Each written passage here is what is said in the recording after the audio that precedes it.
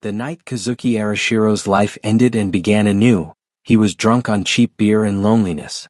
It wasn't the romantic kind of loneliness, the sort poets wrote about with aching eloquence.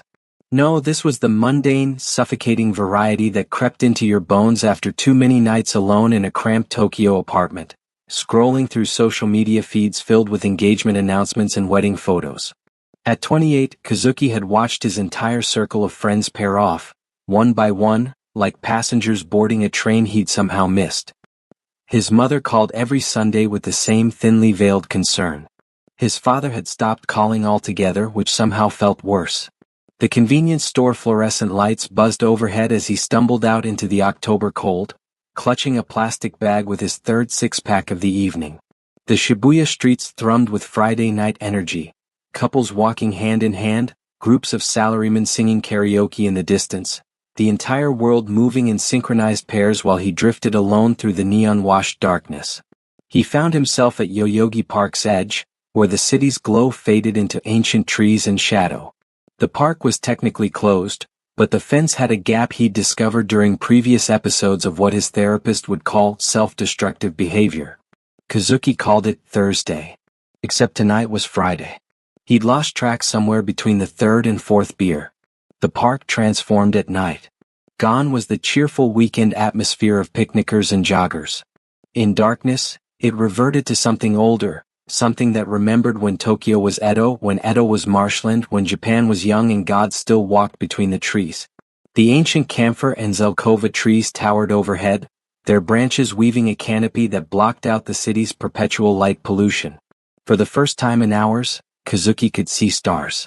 He collapsed onto a bench near the fountain, which had been drained for the season. The empty basin yawned before him like a concrete crater, and somewhere in his alcohol-soaked brain, he found the metaphor too perfect. Empty. Drained. Waiting for something that wouldn't come until spring. This is pathetic, he said aloud, his voice swallowed by the darkness. No response. Even the universe couldn't be bothered to argue.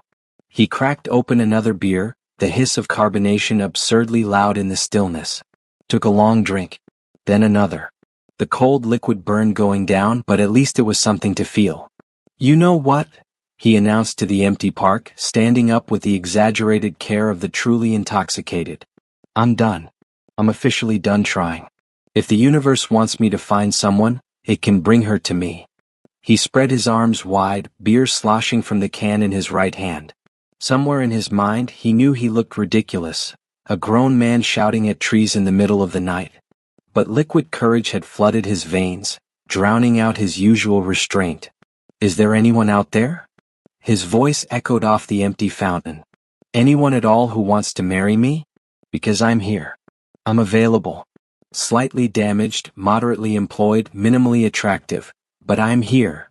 The words hung in the air, and in the heartbeat of silence that followed, shame crashed over him. God, what was he doing? He lowered his arms, suddenly aware of how cold the night had gotten, how desperately alone he felt, how tomorrow morning he'd wake up hungover and mortified, if he remembered this at all. Then the temperature dropped. Not gradually, instantly. One moment autumn cool, the next winter bitter. His breath came out in visible clouds. The beer in his hand began to frost over, ice crystals forming on the aluminum like time-lapse photography. And the shadows moved. Not the natural shift of darkness when clouds crossed the moon. This was deliberate. Purposeful. The blackness between the trees gathered and condensed, flowing like liquid night across the ground toward him. Kazuki's inebriated brain struggled to process what his eyes reported.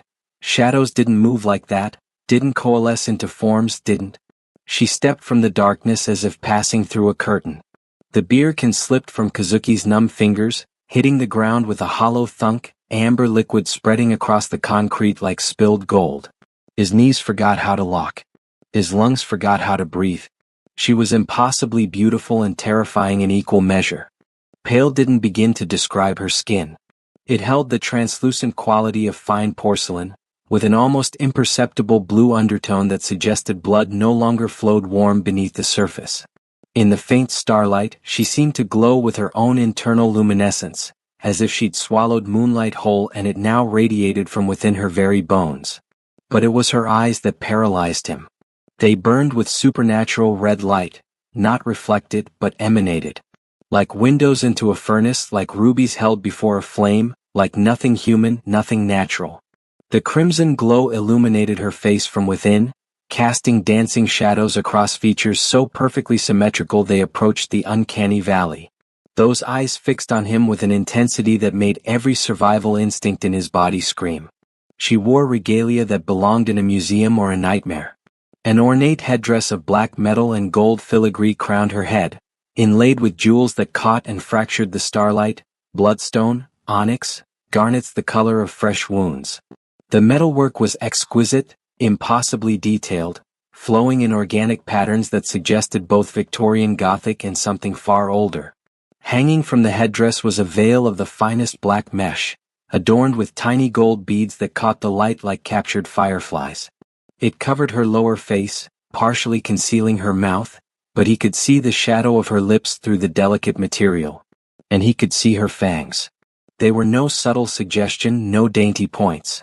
They were pronounced, predatory, designed by evolution, or something else, to puncture and drain. Even with her mouth closed, they were visible, pressing against her lower lip, impossible to ignore. She moved toward him with inhuman grace, each step perfectly silent despite the layers of Gothic finery that should have rustled and dragged. Her gown was a masterwork of black velvet and gold embroidery, the fabric so dark it seemed to absorb light, making her pale skin appear even more luminous by contrast. Gold thread traced patterns across the bodice, ancient symbols perhaps or purely decorative flourishes, catching the light with every breath she took. She breathed. Kazuki wasn't sure she did. She stopped 3 feet away. Close enough that he could see the inhuman perfection of her skin. Not a single pore, not a single imperfection, like something carved rather than born. Close enough to smell her scent. Roses and iron, perfume and blood, sweetness undercut with something metallic that made his hindbrain scream predator, danger, run. He couldn't run. His legs had forgotten how. When she spoke, her voice was like velvet dragged over broken glass. Beautiful and dangerous, soft yet cutting. You called. 2 words. That was all. But they carried weight, centuries of weight, the gravity of something ancient and powerful barely contained in human form. Kazuki's mouth worked soundlessly. His alcohol-impaired brain tried to form words, thoughts, any coherent response, but kept short-circuiting on the fundamental impossibility of what stood before him. She tilted her head, the movement bird-like, predatory. The gold beads on her veil caught the light, creating small cascades of illumination across her concealed face. Behind the delicate mesh, he thought he saw her lips curve into something that might have been a smile. You shouted into the darkness, she continued, her accent subtle but indefinable, as if she'd learned Japanese from someone who'd been dead for centuries. You asked if anyone wished to marry you. I am here to answer. This isn't, Kazuki stammered, his tongue thick and useless. You're not. Real? The smile widened and he could definitely see it now through the veil. I assure you, I am considerably more real than you currently wish me to be. She took another step closer. The temperature dropped further. Frost began forming on the bench beside him, spreading in delicate crystalline patterns across the metal. I am Eleonora Drakel-Teeps von Karnstein, she said, each name a declaration, a title, a warning. First daughter of the eternal night, princess of the sanguine court, keeper of the crimson covenant. I have walked this earth for 7 centuries. I have seen empires rise and fall. I have watched your kind build their towers of steel and light, trying desperately to forget that darkness came first and will come last. She was directly in front of him now, close enough that if he'd had the courage to move, he could have touched her. Could have verified that she was solid, real, not some alcohol-induced hallucination. And in all those centuries, she continued, her glowing red eyes boring into his, I have been searching, waiting, for one who would call to me freely, who would offer themselves without coercion, without enchantment, without knowing what they offered. Her hand rose and Kazuki flinched. But she moved with deliberate slowness, giving him every opportunity to pull away. Her fingers were long, elegant, tipped with perfectly maintained nails that looked sharp enough to cut. She pressed her palm against his chest, directly over his heart. The cold of her touch seared through his shirt like dry ice. Your heart beats so quickly, she murmured almost wonderingly. Fear, confusion, desire.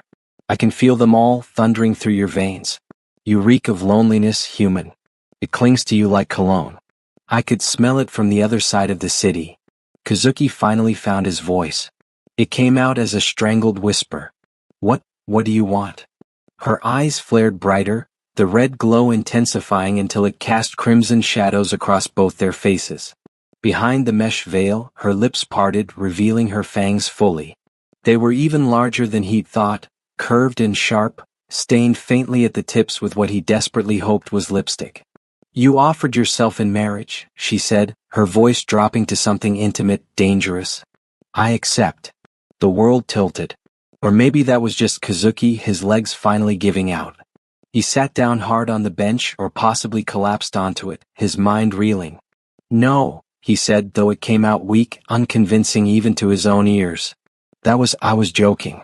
Drunk. I didn't mean. Words have power, Eleonora interrupted, her hand still pressed against his chest, feeling every frantic beat of his heart.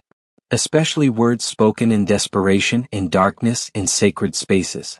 You called out to the universe and the universe answered. I answered. She leaned down, bringing her face level with his. This close, he could see impossible details. The way the light seemed to move beneath her skin like bioluminescence. The intricate metalwork of her headdress decorated with symbols he didn't recognize. The way her eyes didn't just glow but swirled with crimson patterns like blood mixing with water. I could compel you, she whispered, her breath surprisingly warm against his face, carrying that scent of roses and iron. I could reach into your mind and make you love me, want me, worship me. It would be simple. Effortless. You would never know the difference. Terror spiked through Kazuki's chest. Her hand was still there, feeling it, and her smile widened.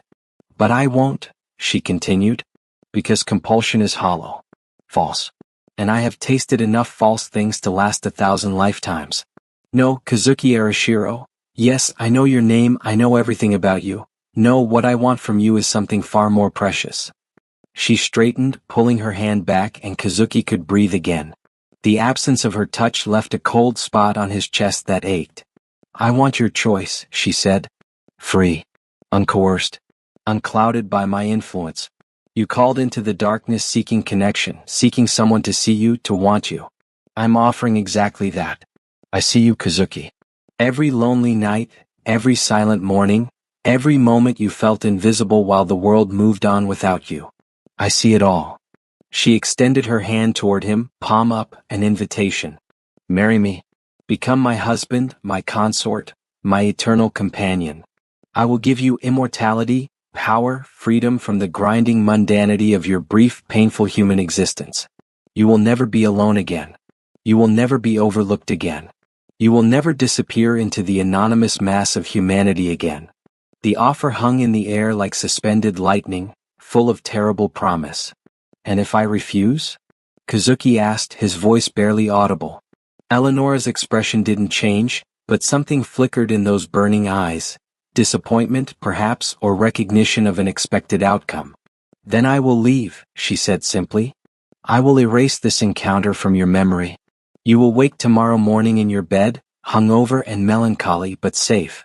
Mortal. Free to continue your small, finite life until time or chance or circumstance ends it. She lowered her hand but didn't step away. But know this, Kazuki Arashiro, I will not ask again. This is the only offer I will make. The only time I will answer such a call.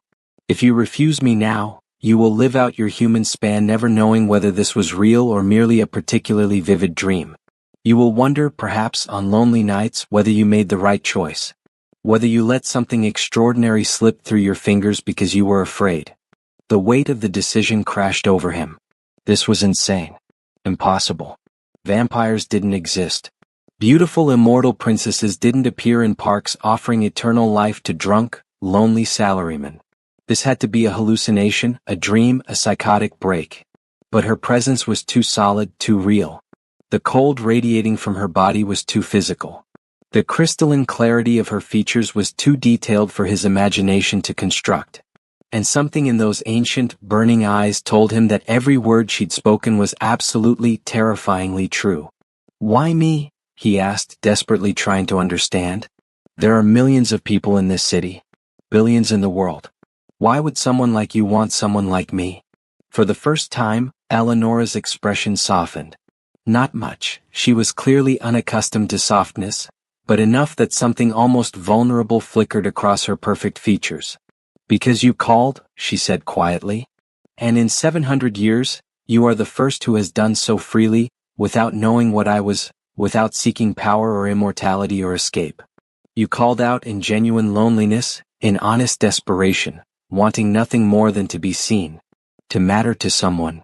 She reached up and, with a slow, deliberate movement, lifted the mesh veil from her lower face.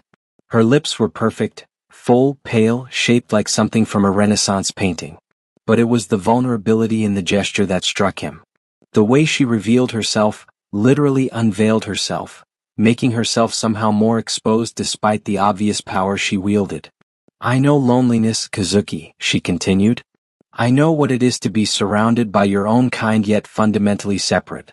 To watch centuries pass, to see generations live and die, to remain unchanging while everything else transforms. I know what it is to wonder if you will ever find someone who sees you as something more than what you are, who wants you for reasons beyond your nature." She took a breath, unnecessary probably, but the gesture somehow made her seem more real, more possible. "I am lonely too," she admitted. "And when I heard your call, I felt recognition. Kinship. You are lonely not because you are unworthy, but because you have not yet found your place. I am lonely not because I am unloved, but because I have not yet found someone who can love me as I am, rather than what I represent." The admission hung between them, more intimate than anything that had come before. Kazuki stared at her, at this impossible, beautiful, terrifying creature, and felt something shift in his chest. The alcohol haze was burning away, replaced by a strange clarity. This was real. This was happening. And somehow, impossibly, he believed her. "If I say yes," he said slowly, "what happens?" "Exactly?" Eleonora's lips curved into a genuine smile, fangs and all, and for the first time it reached her eyes, making them burn warmer, almost hopeful. "We will bind ourselves," she explained. "The Crimson Covenant, an exchange of blood, freely given, freely taken, will transform you. Not immediately into what I am, but into something between. You will retain your humanity, your soul, your essential self, but you will gain strength, longevity, heightened senses. The full transformation takes time, years, perhaps decades. But once bound, we will be connected. You will feel my presence, I will feel yours. You will never be truly alone again. Will it hurt?" "Yes," she said, unflinching honesty in her voice. "Transformation always hurts. Change always costs something. But I will be with you through it. I will not leave you to suffer alone." He studied her face, searching for deception, for the trap he was sure must be hidden somewhere in this offer. But all he found was patience. Oh. And beneath it all, a loneliness that mirrored his own so perfectly it made his heart ache. This was insane. He should run. Should wake up tomorrow and check himself into a hospital. Should do literally anything except agree to marry a vampire princess he'd met 30 minutes ago. But then again, what was sanity getting him? Lonely nights and silent mornings? Watching his life slip past while he remained invisible, unremarkable, untouched? Maybe insanity was exactly what he needed. "Okay," he said, the word escaping before he could second-guess himself. "Yes, I'll do it. I'll marry you." The transformation in Eleonora's expression was striking. The cold, powerful mask cracked, revealing genuine surprise, then fierce joy. Her eyes blazed brighter, the red glow intensifying until it illuminated both their faces like firelight. "You mean it?" she demanded, leaning in, searching his face. "Truly? You understand what you're agreeing to?" "No," Kazuki admitted with a half-hysterical laugh. "Not really. But I understand that I'm tired of being alone. I understand that you're offering me something real, something that sees me even if it's terrifying. And I understand that if I say no, I'll spend the rest of my life wondering what if." He stood, his legs steadier now, and met her burning gaze directly. So yes, Eleonora Drakel Teeps von Karnstein, first daughter of the Eternal Night, princess of the Sanguine Court, keeper of the Crimson Covenant. I accept. I'll marry you. For a long moment she simply stared at him. Then, moving with sudden emotion that shattered her centuries-old composure, she pulled him into an embrace. She was cold. So impossibly cold. Like being wrapped in winter itself. But there was strength in her arms, security, a fierceness that promised protection and possession in equal measure. Thank you, she whispered against his neck, and he could feel her fangs press lightly against his skin. A promise, a threat, a future. Thank you for seeing me. For choosing me. For being brave enough to answer yes. Then she pulled back and the powerful princess returned, though warmth still lingered in her eyes. The ceremony must be performed properly, she said, businesslike now, though her hands remained on his shoulders. The Crimson Covenant requires ritual, witnesses, sacred ground. But first we seal the promise. Before Kazuki could ask how, she pressed her lips to his. The kiss was cold fire, winter lightning. Her mouth was soft and impossibly cold, but the contact sent heat rushing through his entire body. He could feel her fangs carefully positioned to avoid cutting him, the restraint she exercised to keep from harming him, the centuries of control behind every gentle movement. When she pulled back, her eyes were blazing, and her smile was predatory and tender at once. Now you are marked, she said. Claimed. Any creature of the night will know you belong to me. Any who would harm you would face my wrath. She took his hand, her fingers interlacing with his, cold against his warmth. Come. We have much to do. You must be presented to the court, the covenant must be formalized, your family must be dealt with. Don't worry, we can arrange a cover story, and you have much to learn about the world you're entering. Kazuki let her lead him toward the darkness between the trees, toward the shadows that moved at her command. His heart pounded in his chest, fear, excitement, disbelief all tangled together. His old life was ending. Something new was beginning. He glanced back once at the empty beer cans scattered by the bench, the last remnants of who he'd been 30 minutes ago. Then he turned forward, focusing on the impossible woman, creature, princess, who held his hand, who'd chosen him, who'd answered his desperate call. Eleonora? He said as they walked into the darkness.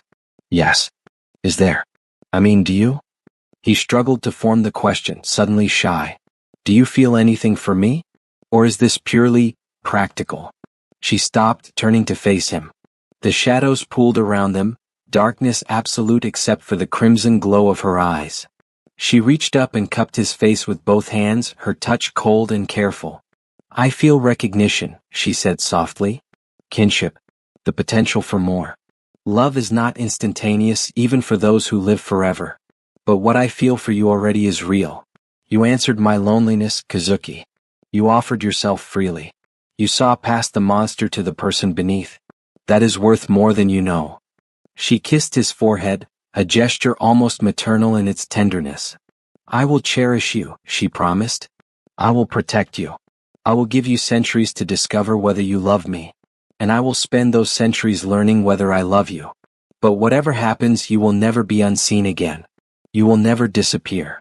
You matter now. To me. To the court. To the world. The shadows engulfed them, and Kazuki Arashiro stepped out of one life and into another. The transformation from human to husband of vampire royalty, it turned out, was both more and less dramatic than Kazuki had anticipated. The less dramatic part. His life didn't immediately explode into and Rice novel territory.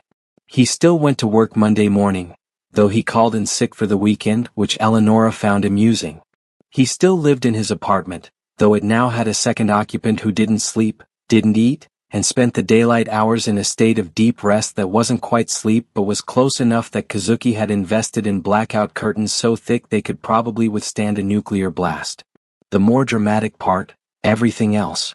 Your form is atrocious, Eleonora commented, watching him attempt to navigate the obstacle course she'd somehow constructed in Yoyogi Park after midnight. A human child could evade you. You must learn to move properly if you're to survive your introduction to the court. I have a desk job, Kazuki panted, trying unsuccessfully to leap from one tree branch to another. He missed, caught himself on a lower branch, and hung there ignominiously. I don't need parkour skills to file expense reports.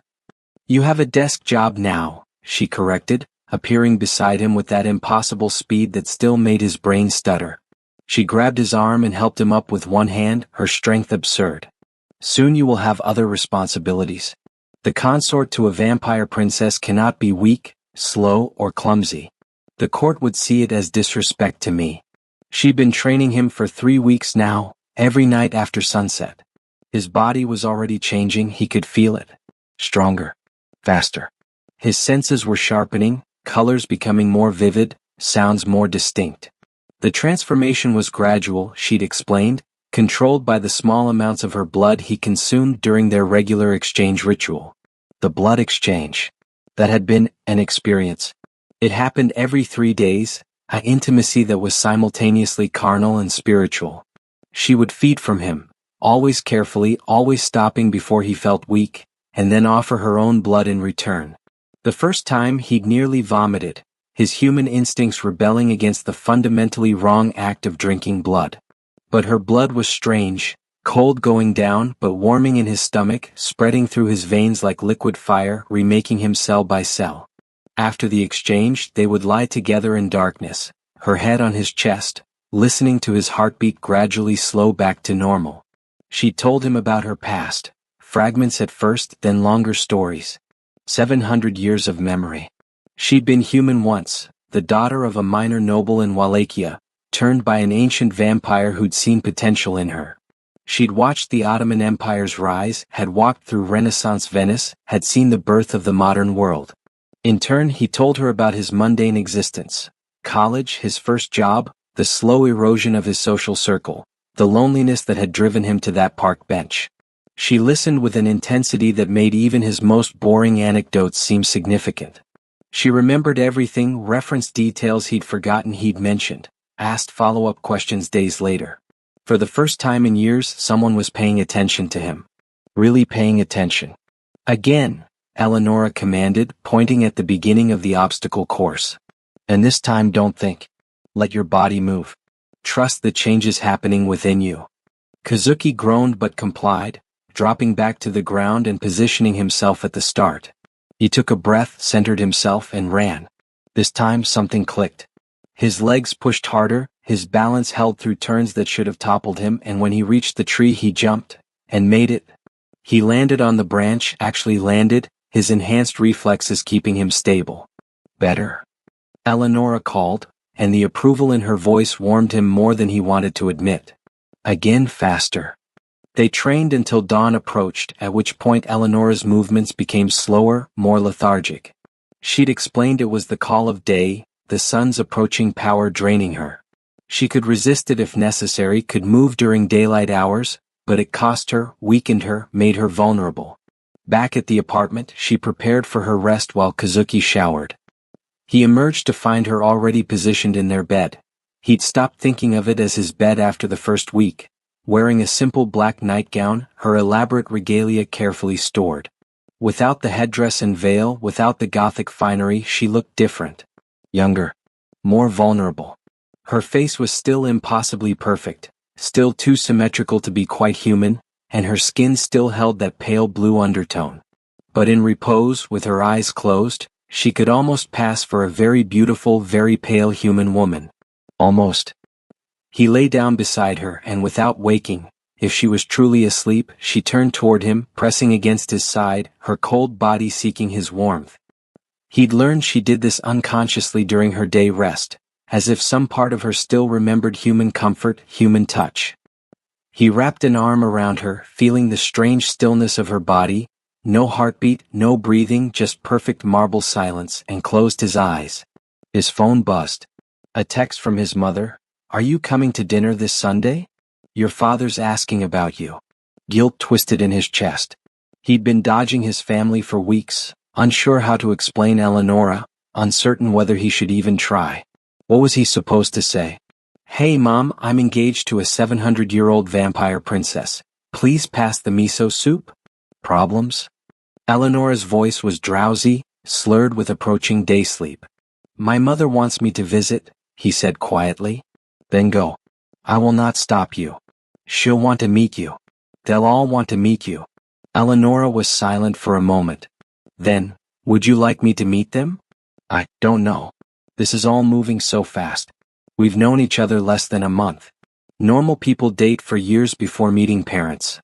We are not normal people, she pointed out. And we are not dating. We are bound by the Crimson Covenant, which is considerably more permanent than any human marriage. True but not particularly comforting.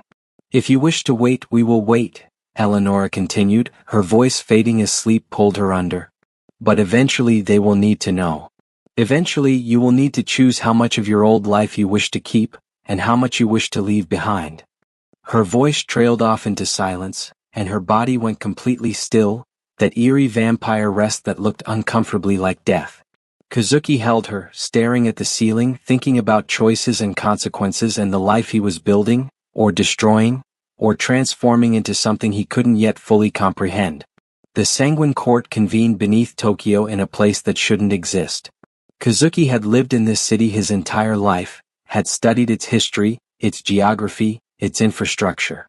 He knew about the subway tunnels, the underground shopping complexes, the buried rivers that still flowed beneath concrete.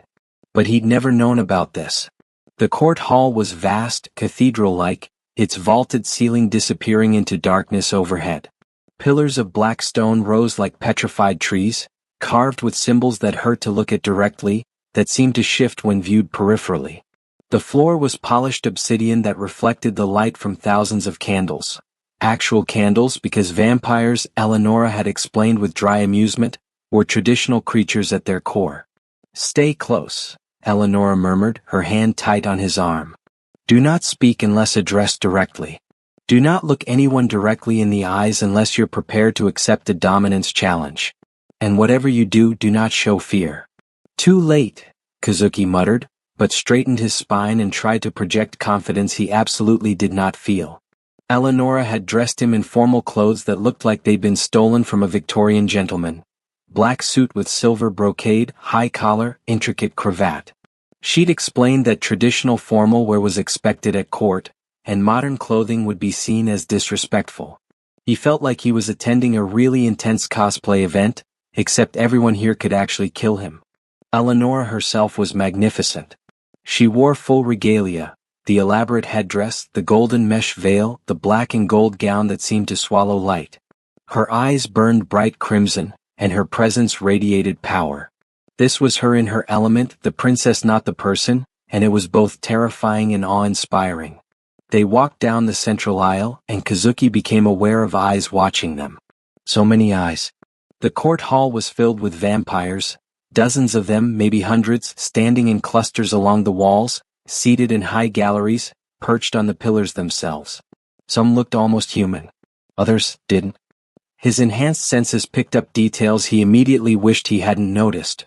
The wrongness of their movements, the predatory focus in their gazes, the absolute stillness they maintained when not moving, like mannequins that only animated when necessary. At the far end of the hall, on a raised dais of black marble, sat 3 thrones. The center throne held a figure that made Kazuki's hindbrain scream. Tall, impossibly so, draped in robes that seemed to be made of shadow itself. Its face was hidden behind a mask of tarnished silver, but red light burned from the eye holes, and Kazuki could feel its attention like pressure against his skull. To the left sat a woman who might have been beautiful if she weren't so terrifying. Asian features, Japanese if he had to guess, though her style of dress suggested she'd stopped updating her wardrobe sometime around the Heian period.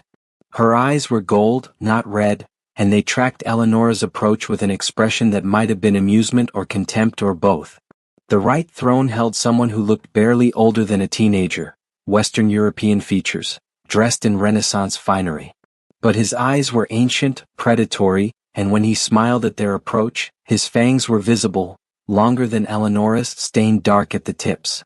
Eleonora, the central figure spoke, its voice somehow male and female and neither, echoing strangely in the vast chamber. You return to court. And you bring a human.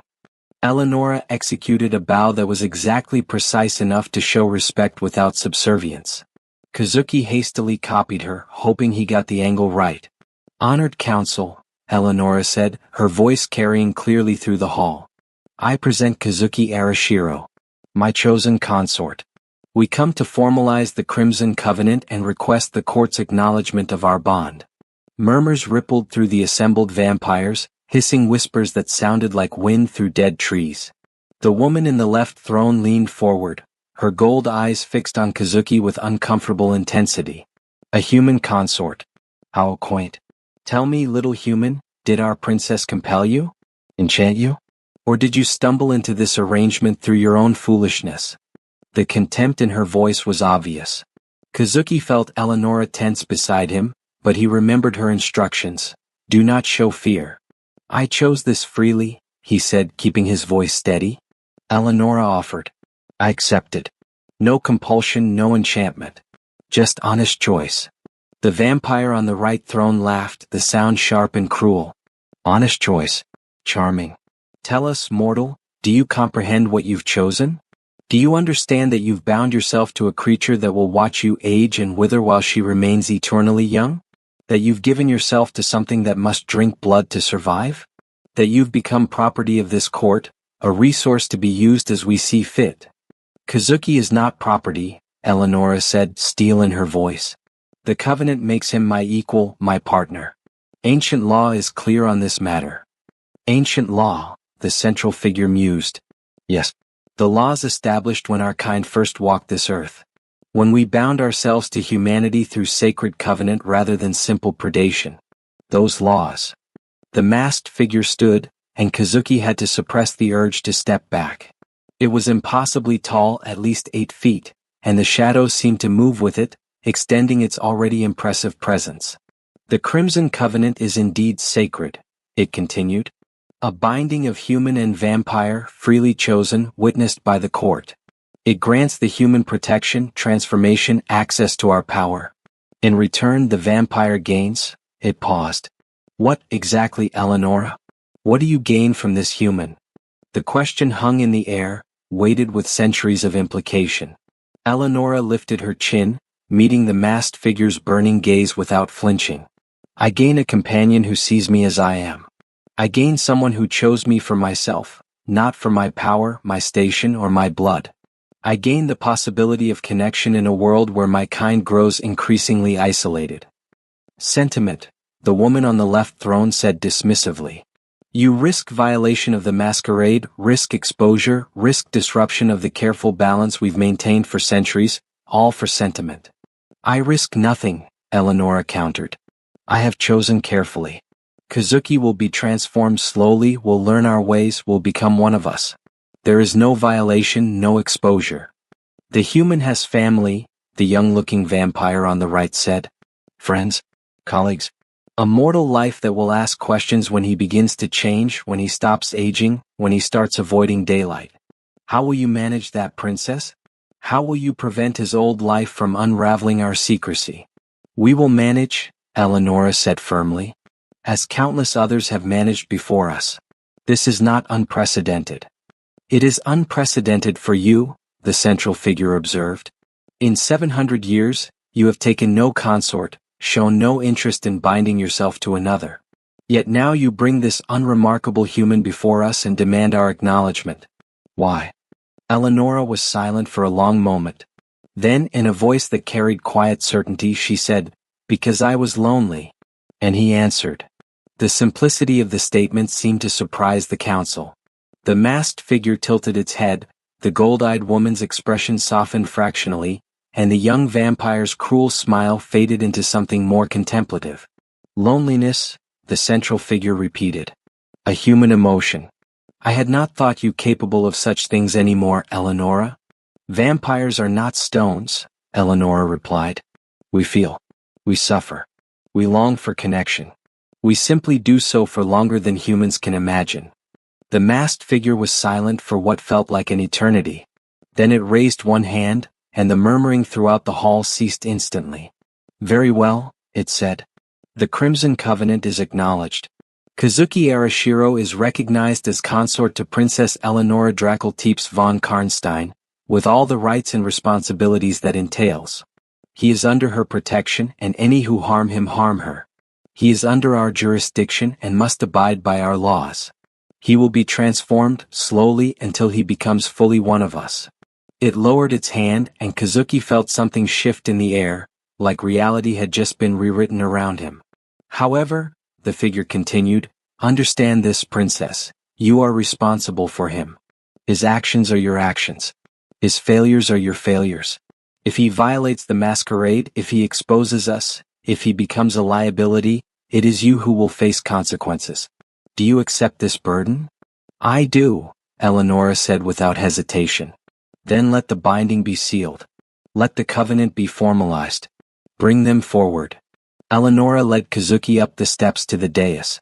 Up close, the three council members were even more terrifying.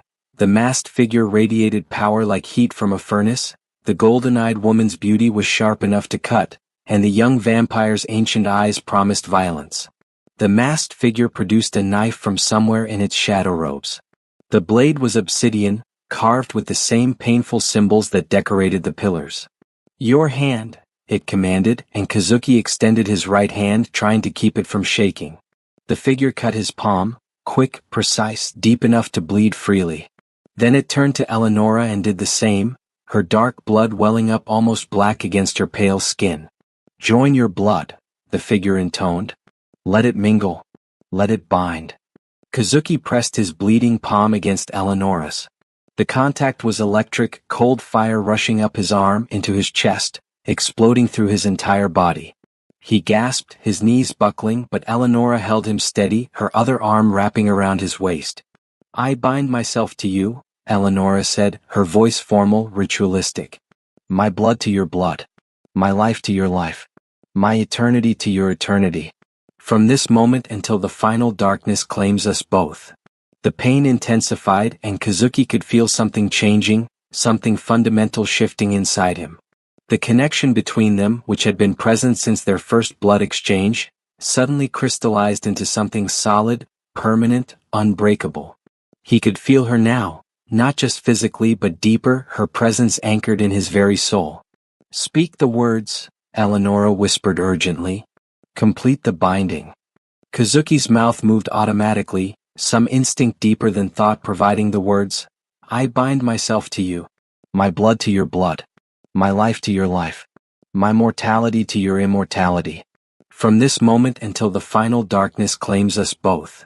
Light flared, crimson light, blazing from their joined hands, spreading out in waves across the hall.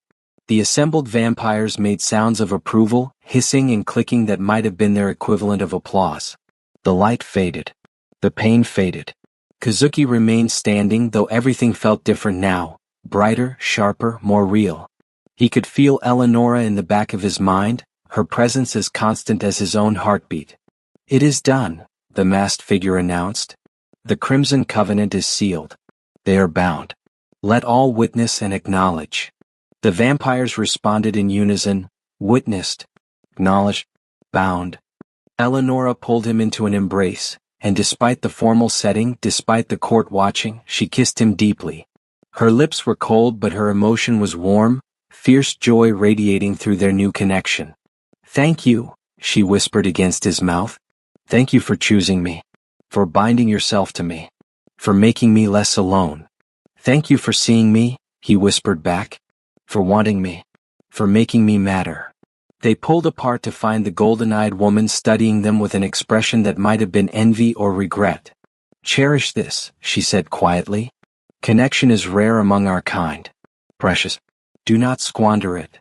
The young vampire on the right throne snorted. Sentiment. Though I suppose even the princess deserves her romantic delusions. The masked figure raised a hand, silencing them both. Go. The covenant is sealed. You have the court's acknowledgement. Use it wisely. Eleonora bowed again and Kazuki copied her. They descended the dais and walked back through the hall, and this time the assembled vampires parted for them, showing respect that hadn't been present on their arrival. As they exited into the tunnel that would lead back to the surface, Kazuki felt the weight of what had just happened settle onto his shoulders. He was bound now. Officially. Permanently.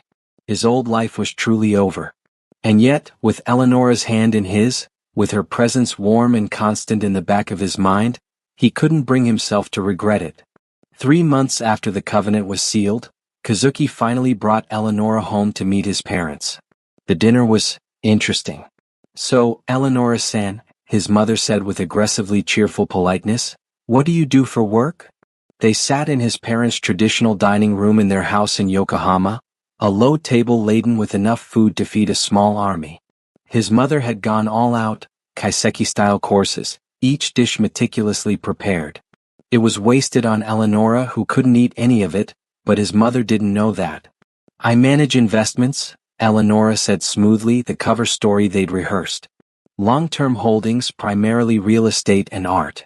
I work primarily at night, as I have clients in European and American time zones." It wasn't entirely a lie. Eleonora did own significant real estate across multiple continents, accumulated over centuries. And she did have American clients, a vampire enclave in New Orleans that paid her tribute in exchange for her protection. His father, a retired banker with a face that had forgotten how to smile, studied Eleonora with suspicious eyes. "You're very pale. Are you ill?" "Just naturally fair-skinned," Eleonora replied pleasantly. "It runs in my family." "And your family is?" "Overseas. European. We're not close." The questioning continued through multiple courses, his mother probing with cheerful persistence, his father with gruff directness. Eleonora handled it all with grace, her centuries of experience with human interaction serving her well. She deflected, redirected, provided just enough information to seem forthcoming while revealing nothing substantial. Kazuki sat in miserable silence, pushing food around his plate, feeling his two worlds collide with uncomfortable force. "Kazuki tells us you're engaged," his mother said, and her cheerfulness had developed a sharp edge. "That seems quite sudden. You've only been dating a few months." "When you know," Eleonora said, reaching over to take Kazuki's hand. Her touch was carefully warmed. She'd learned to regulate her body temperature through conscious effort, making herself seem more human. "I know this seems fast by conventional standards, but we're quite certain about each other." His father said, the sound laden with skepticism. Dinner dragged on, each course an eternity. Eleonora maintained her pleasant facade, but Kazuki could feel her tension through their bond, her discomfort at the charade, her frustration at having to hide her true nature. Finally, mercifully, the meal ended. His parents retired to another room for tea, giving Kazuki a few moments alone with Eleonora on the engawa overlooking the garden. "I'm sorry," he said quietly. "They're difficult." "They're protective," Eleonora corrected. "They love you. They worry that I'm not good enough for you, that I'm using you somehow. It's natural. You're a 700-year-old vampire princess," Kazuki said. "You're way too good for me. They should be worried you'll get bored and leave, not the other way around." Eleonora turned to him, her eyes, carefully dulled to appear human brown rather than glowing red, serious. "I will never be bored with you. And I will never leave. The covenant is eternal, Kazuki. I am yours until the world ends." Before he could respond, his mother returned. "Kazuki, can I speak with you? Privately?" He followed her to the kitchen, where she immediately dropped her cheerful mask. "What are you doing?" she demanded in a harsh whisper. "You barely know this woman.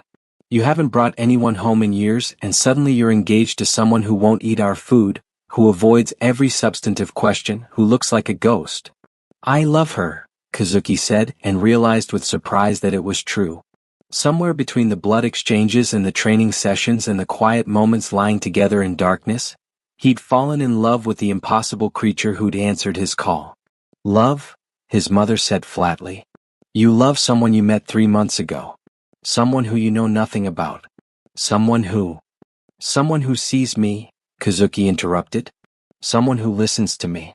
Someone who makes me feel like I matter. When's the last time you asked me about my life, Mom? Really asked, not just, when are you getting married, or, why haven't you been promoted, or, what's wrong with you? When's the last time you saw me as something other than a disappointment?" His mother flinched. "That's not fair. Isn't it?" Kazuki felt anger rising, months of resentment boiling over. "I've spent my entire adult life trying to meet expectations I could never reach. The right job, the right girlfriend, the right life.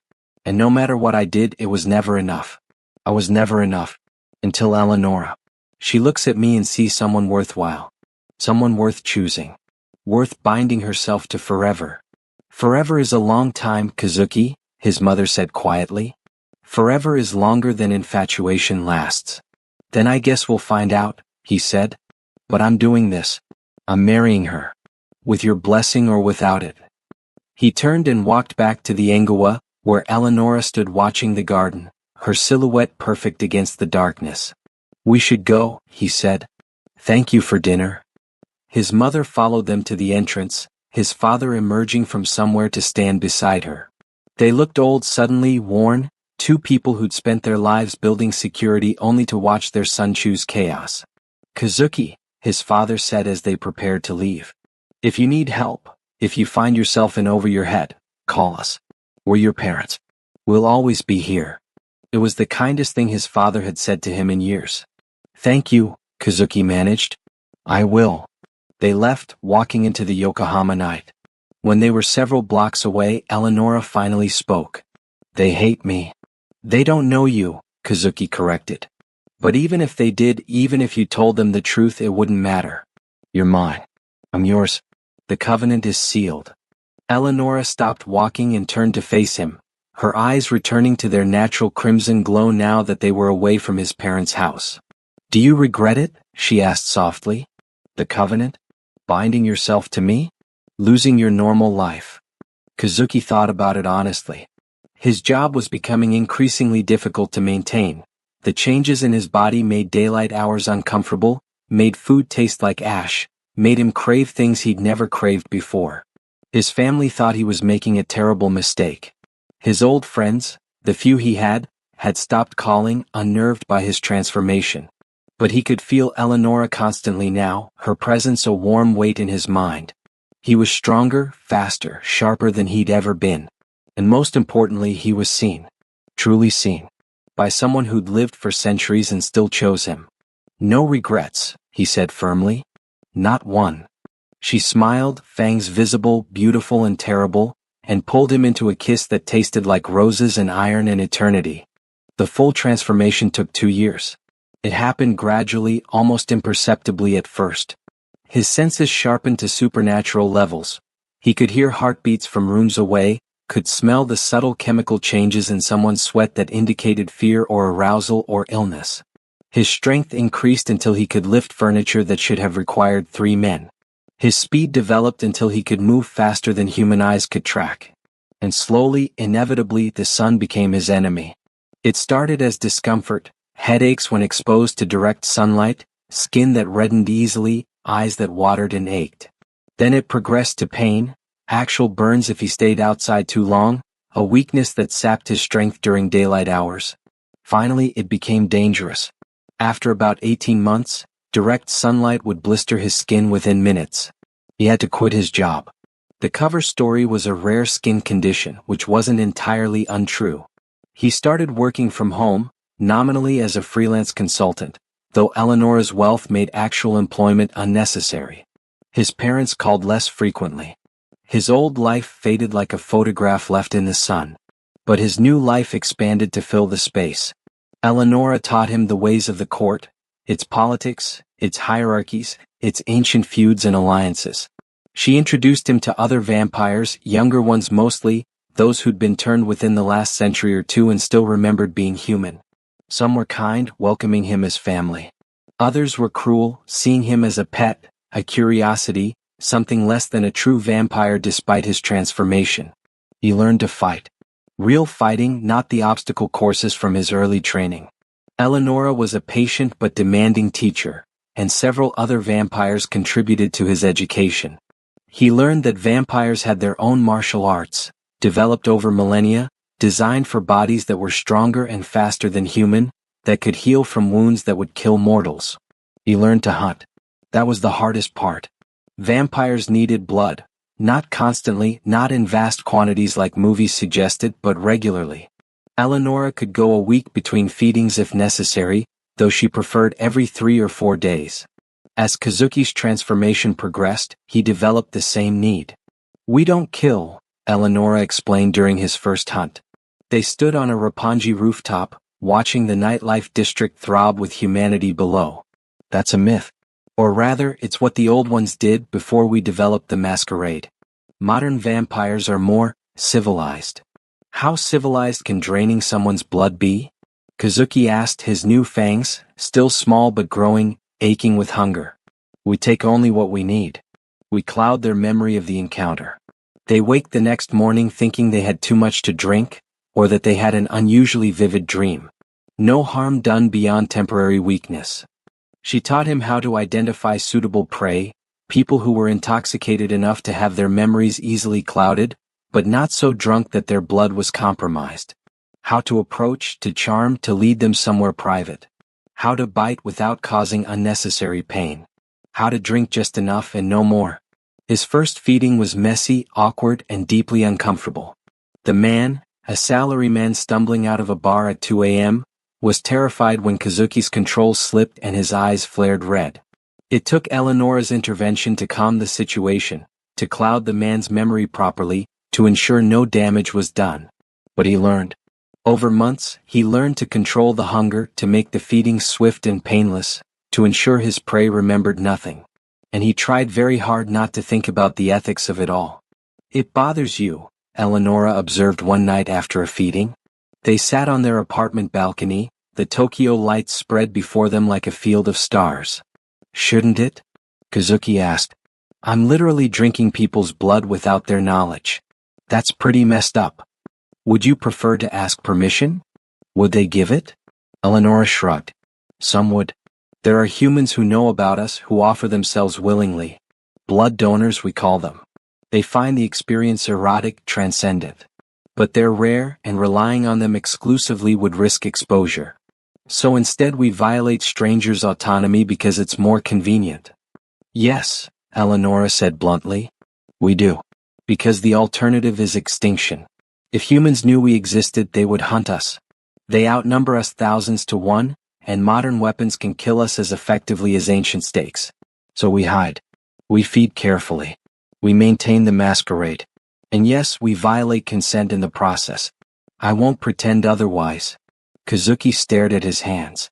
They looked the same as they always had, but he knew they were stronger now, capable of crushing bone. Capable of holding someone down while he fed. I didn't become a vampire to develop a hero complex, Eleonora continued. I became one to survive. You're becoming one for the same reason, because the alternative was watching yourself age and die while I remained eternal. The Covenant saved you from mortality, but it didn't make you innocent. None of us are innocent, Kazuki. We're predators. Beautiful, sophisticated, civilized predators. But predators nonetheless. How do you live with it? He asked quietly. By remembering that every prey animal I was when I was human, every chicken I ate, every fish, every piece of beef, was also killed without its consent for my survival. Humans sit atop the food chain and never question their right to consume everything beneath them. Vampires simply occupy a higher position on that same chain. Is it ethical? Perhaps not. But ethics are a luxury afforded to those who don't have to struggle for survival. It was a dark philosophy, and Kazuki wasn't sure he fully accepted it. But he understood it. And more importantly, he understood that this was his reality now. He was a vampire. Or close enough to one that the distinction didn't matter. His humanity was fading, replaced by something older, something hungrier, something that belonged to the darkness. And strangely, he found he didn't mind as much as he thought he would. The final stage of transformation happened on a random Tuesday night, unremarkable in every way except that it marked the end of what Kazuki Arashiro had been and the beginning of what he had become. He woke, though woke wasn't quite the right word as he hadn't truly slept, from his day rest to find the world fundamentally different, sharper, clearer. Every sound, every scent, every minute vibration in the air around him registered with perfect clarity. He could hear individual heartbeats in the apartment building, could distinguish at least 20 separate conversations happening on different floors, could smell the distinctive scent of every person within a 100-meter radius. His body felt different too. Lighter. Stronger. Like he was made of coiled wire rather than flesh and bone. He stood, and the movement was effortless, perfectly balanced, his body responding to thought with zero lag between intention and execution. And he wasn't breathing. He could breathe if he chose to, but his body no longer required it. His heart beat, but slowly, maybe once every 10 seconds, just enough to move blood through his system, but nothing like the constant rhythm he'd lived with for 28 years. "Eleonora?" he called out, his voice sounding strange to his transformed ears. She appeared in the doorway instantly, moving with that impossible speed. Her eyes, burning red in the dim light, went wide.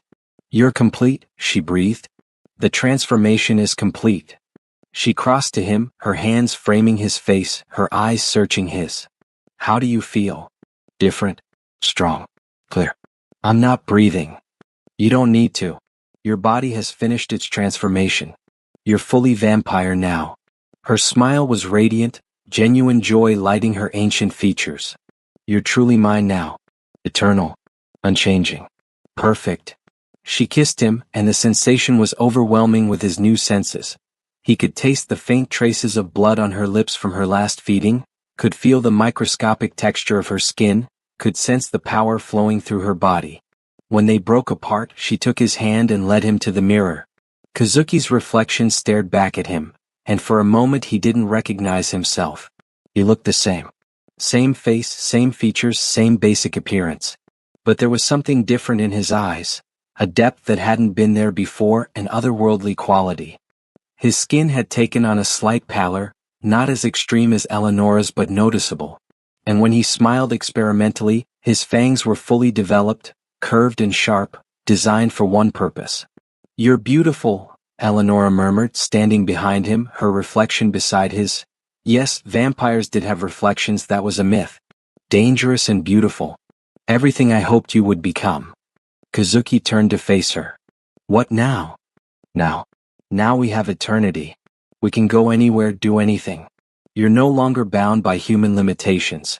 We could travel. I haven't been to Europe in decades. We could stay here, build a life in Tokyo. We could join the court more formally, take on responsibilities. Whatever you want, Kazuki. We have time. Time. The word echoed strangely. He had time now. Not decades, but centuries. Maybe millennia. The scope of it was too vast to truly comprehend. "I want," he started, then paused, considering. What did he want? His old life was gone. Family, friends, job, all of it faded into irrelevance. His new life was just beginning. "I want to learn. Everything. Everything you know, everything the court knows, everything vampires have accumulated over centuries. I want to understand this world I've joined." Eleonora's smile widened. "Then we'll start tomorrow. Tonight we celebrate." She led him out of the apartment into Tokyo's night. The city was different now, seen through vampire eyes. He could perceive layers of reality he'd been blind to before. The presence of other vampires moving through the crowds, supernatural creatures that weren't vampires but weren't human either, the underlying currents of power that flowed through certain places, certain buildings. They went to the court, to the hidden hall beneath Tokyo. Word had already spread somehow. Vampires always seemed to know when one of their own completed transformation, and a celebration was underway. Dozens of vampires had gathered, music playing, traditional Japanese instruments mixing with modern electronic beats. Blood wine flowing, actual wine infused with blood, which Kazuki could now taste and appreciate. The council itself was absent. The 3 thrones sat empty, but many of the court's regular members were present. They greeted Kazuki with genuine warmth now, welcoming him as a full member rather than a provisional consort. He was one of them now. Predator. Immortal. Vampire. He spent hours in conversation with vampires who'd been turned centuries ago, who shared stories of ages past, who offered advice and warnings and friendship.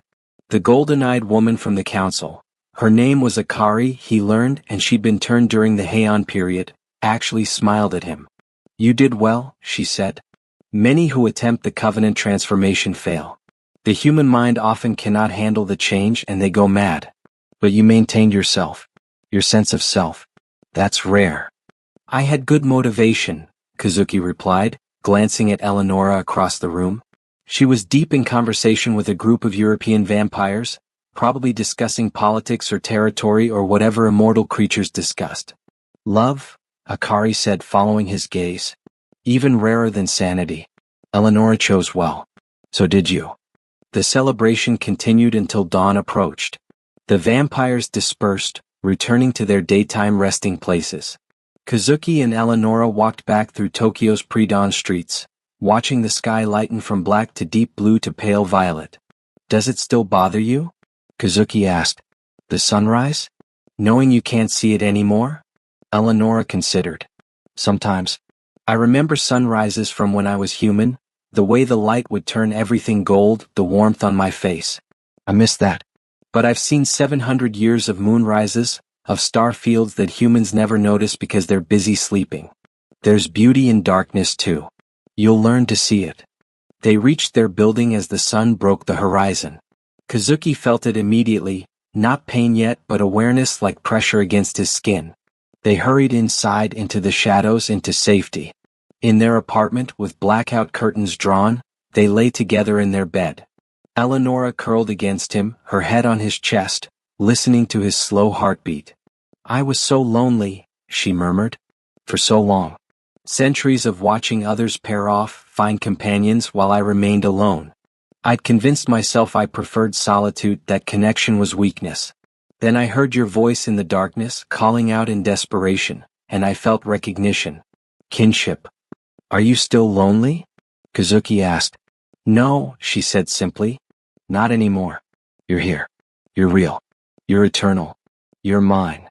"Yours," he agreed. "Forever." They drifted into day rest together, their connection absolute, their bond complete. 5 years after that night in Yoyogi Park, Kazuki Arashiro, vampire, consort, husband in every way that mattered, stood on their apartment balcony and watched Tokyo's nightlife unfold below. He changed so much. Not just physically, though that transformation was complete, but mentally, emotionally. He'd shed the loneliness that had defined his human existence like a snake shedding skin. In its place had grown confidence, purpose, belonging. He'd found his role in the court. He worked with Eleonora managing the Tokyo vampires' territory, helping maintain the masquerade, serving as liaison between younger vampires and older ones. He was good at it, his human background giving him insights that centuries-old vampires lacked. His human family had finally accepted Eleonora more or less. They didn't understand her, how could they? But they recognized that Kazuki was happier than he'd ever been. His mother still asked uncomfortable questions and his father still looked suspicious, but they included Eleonora in family gatherings. It was progress. Some of his old friends had reconnected, curious about his transformation. They thought he'd just become more confident, more successful, not literally inhuman. Most had drifted away, unable to relate to who he'd become. He didn't mind. He had new friends now, a new family, a new community. And he had Eleonora. She emerged onto the balcony, wrapping her arms around him from behind, her chin resting on his shoulder. "What are you thinking about?" she asked. "That night," he said. 5 years ago. When I drunkenly shouted into the darkness. And I answered. And you answered," he confirmed. "It was the stupidest, most impulsive thing I've ever done. And the best." "I think about that night too," Eleonora admitted. "I almost didn't come. I'd heard such calls before, desperate humans, lonely humans seeking anything to fill the void. Usually I ignored them. But something about your voice, your honesty, your absolute lack of expectation that anything would answer, it resonated."